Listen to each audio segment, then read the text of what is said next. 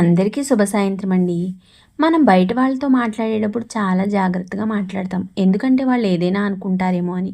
అదే మన అయిన వాళ్ళతో అయితే మనకు నచ్చినట్లుగా మాట్లాడేస్తాం.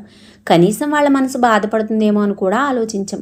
అదే మనం ఇంట్లో వారితో మన అని అనుకునే వారితో ప్రేమగా మాట్లాడితే వాళ్ళు మనకు మరింత విలువ ఇస్తారు కదా.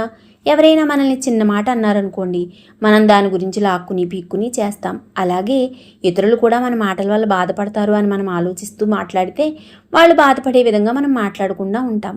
మనం మన ఇంట్లో వాళ్ళతోనే ప్రేమగా మాట్లాడలేకపోతే బయట వాళ్ళతో ఎలా మాట్లాడగలుగుతాము? అందుకే అంటారు, నోరు మంచిదైతే ఊరు మంచిదవుతుందని. కొంతమంది అయితే మనం ఏం మాట్లాడినా ఏం చేసినా అందులో ఉన్న తప్పుల్నే వెతుకుతారు. వాళ్లకు మన మాటల్లో మంచి కంటే ప్రతి మాటలో తప్పులు పొరపాట్లే కనిపిస్తాయి. దేనిని కూడా పోనీలే అని సరిపెట్టుకోరు. అలాంటి వారి గురించి అతిగా ఆలోచించకుండా మనమే సరిపెట్టుకుంటే పోలా. మంచిగా మాట్లాడదాం, మంచిని పెంచుదాం. మరొక మంచి వీడియోతో మీ ముందుకు. నమస్తే.